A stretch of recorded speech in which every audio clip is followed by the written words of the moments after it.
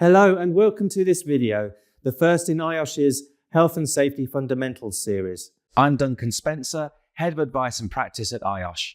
In this mini-series, we're going to look at prediction and prevention from the perspective of reasonable judgment. This first video, called What is Competency?, explores the basic definition of competency. It is the foundation of occupational health and safety argument and reason.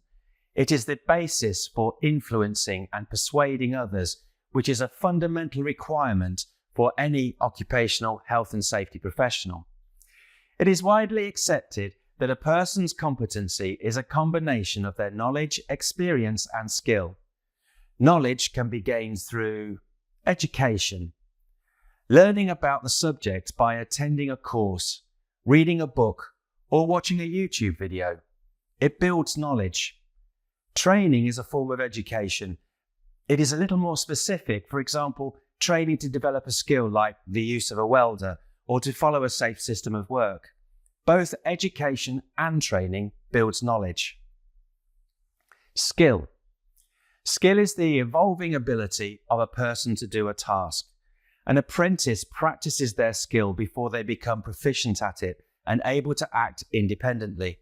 For example, a trainee lorry driver will practice reversing a trailer in an open space with traffic cones until they have perfected the skill. Experience. Knowledge and skill is enhanced by continued practice. Through these three channels, a person develops their competency, their ability to do something successfully or efficiently. Note that competency is not a binary idea. That is to say, either you are competent or you're incompetent. Competency will develop over time as knowledge and skill improves. The more people work, the more frequently they do their tasks, then the more competent they will become. Arguably, asking whether someone is competent is the wrong question.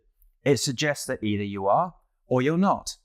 In practice, it is better to ask, is the person competent enough?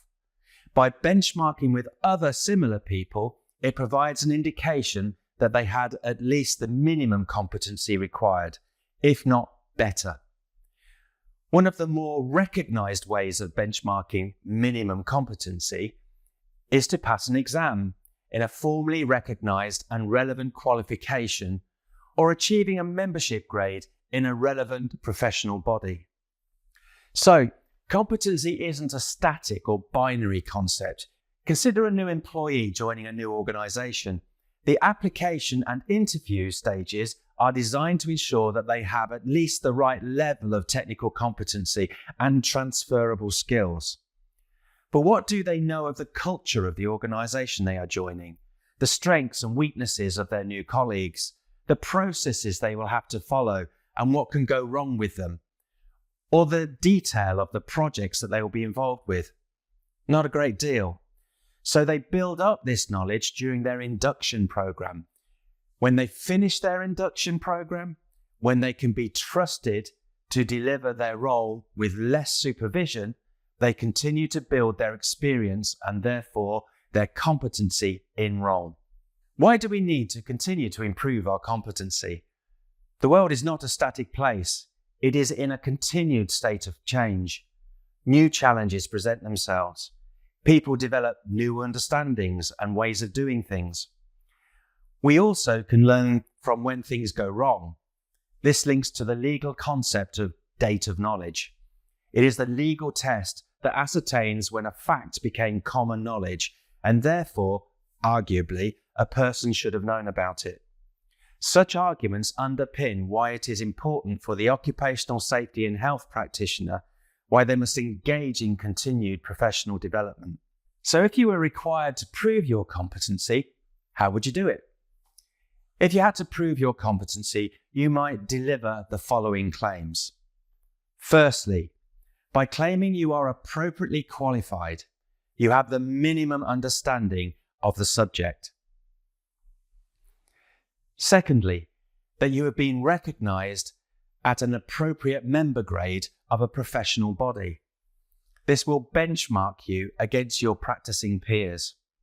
Thirdly, that you have completed further relevant courses, attended meetings and conferences, listened to podcasts and watched webinars, and read around the subject throughout your career. Fourthly, that you will have spent sufficient time in industry, in similar roles or in your specific role.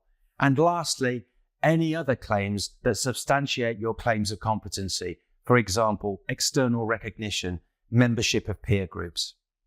What is the Achilles heel of competency? The Achilles myth was that this warrior's invulnerability in battle resulted from his mother dipping him in the river Styx when he was a baby. The river made him invulnerable, except for one weak spot, the heel she held him by. Achilles was then eventually killed by an arrow striking his heel and fatally wounding him in the Trojan War. The Achilles heel of competency is recognizing the limits of your competency.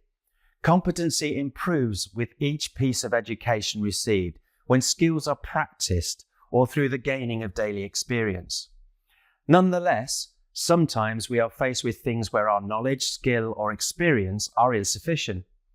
At such times, we need to proceed with much greater caution, or better still, bring in somebody with that expertise. So, in summary, competence is a blend of knowledge, skill, and experience. Competency is not a binary concept with work. Competency evolves and usually improves over time. Part of defining competency is identifying its current limits and how it can be augmented.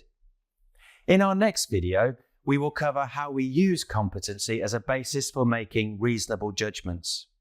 To become a member of IOSH and for more information about occupational health and safety topics, please visit IOSH.com.